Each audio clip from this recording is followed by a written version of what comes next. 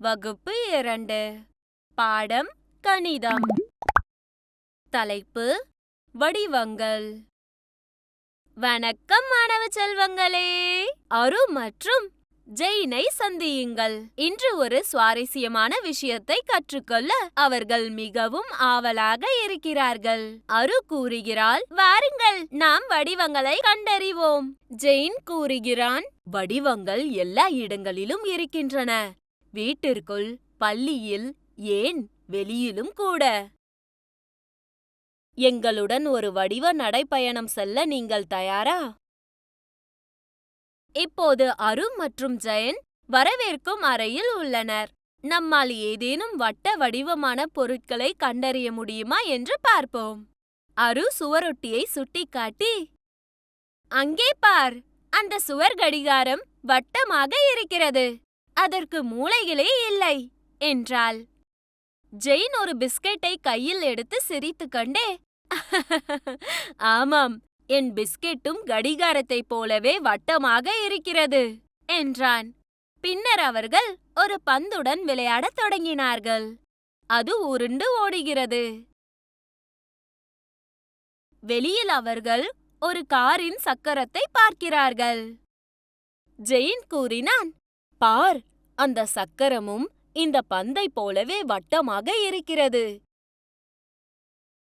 எனவே வட்டம் என்பது உருண்டையானது. அதற்கு மூலைகளோ அல்லது நேராக பக்கங்களோ கிடையாது. குழந்தைகளே, உங்களை சுற்றி வட்டமாக இருக்கும் ஏதேனும் ஒரு பொருட்களை உங்களால் கண்டறிய முடியுமா? ஒருவேளை ஒரு தட்டு அல்லது நாணயமாக அது இருக்கலாம். இப்போது அரு மற்றும் ஜெயின் காலை உணவு உண்பதற்காக சமையலறைக்கு செல்கிறார்கள். அவர்கள் அறையை சுற்றி பார்க்கிறார்கள். இங்கே ஏதேனும் வடிவங்களை உங்களால் பார்க்க முடிகிறதா? அரு கூறினாள், எனது ரொட்டி துண்டு 4 பக்கங்களை கொண்டுள்ளது, அனைத்தும் சமமாக உள்ளது. ஜெயின் ஜன்னல்களை காட்டி, இந்த ஜன்னல்களும் சதுரமாக இருக்கிறது என்றான்.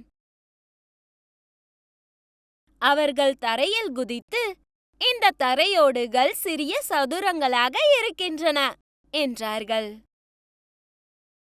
அரு சிரித்துக்கொண்டே, சுவரில் இருக்கும் நாட்காட்டியில் கூட சதுர கட்டங்கள் உள்ளன என்றாள். எனவே ஒரு சதுரம் 4 சமமான பக்கங்களையும் 4 மூலைகளையும் கொண்டது. உங்களை சுற்றி சதுரமாக இருக்கும் ஏதேனும் ஒரு பொருளை உங்களால் கண்டறிய முடியுமா? ஒருவேளை ஒரு கைக்குட்டை அல்லது விளையாடும் சதுர தாயக்கட்டையாக அது இருக்கலாம்.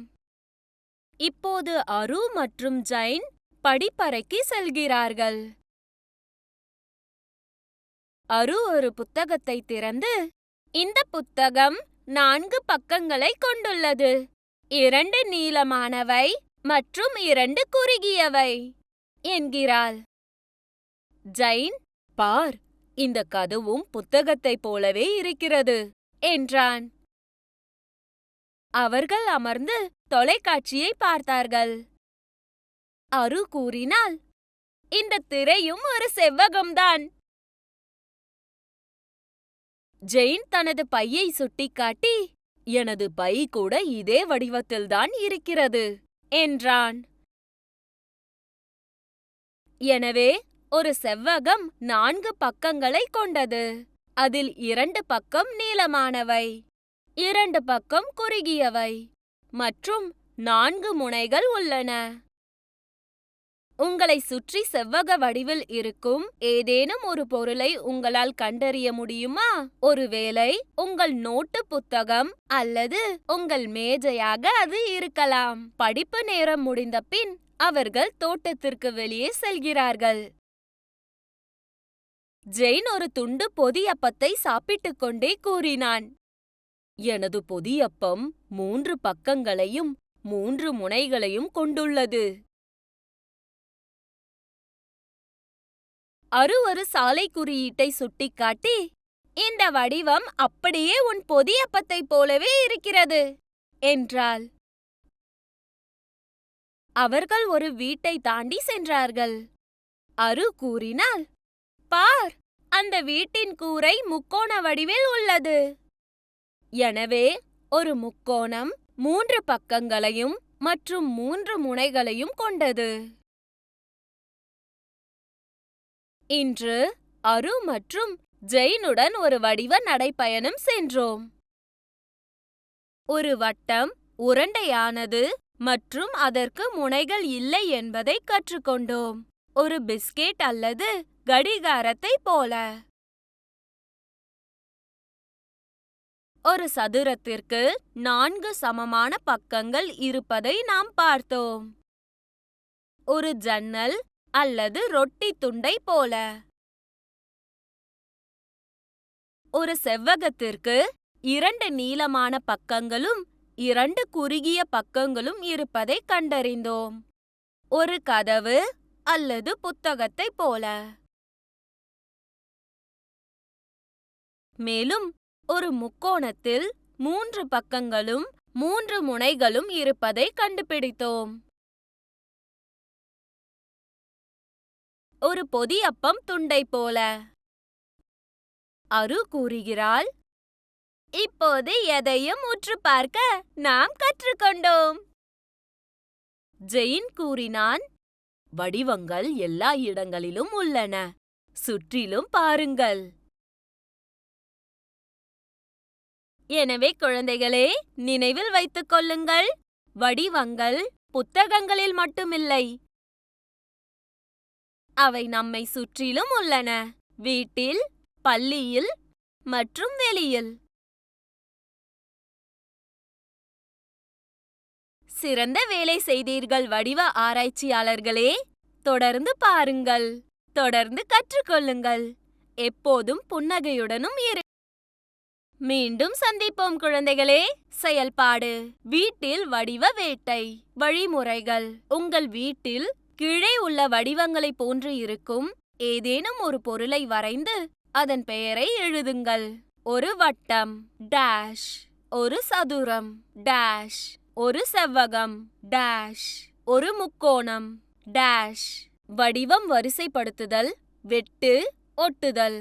வழிமுறைகள்: கீழே கொடுக்கப்பட்டுள்ள பொருட்களின் சிறிய படங்களை வெட்டி அல்லது மாணவர்கள் அந்த பொருளை வரைந்து அந்தந்த வடிவங்களுக்குரிய கட்டங்களில் ஒட்டவும்.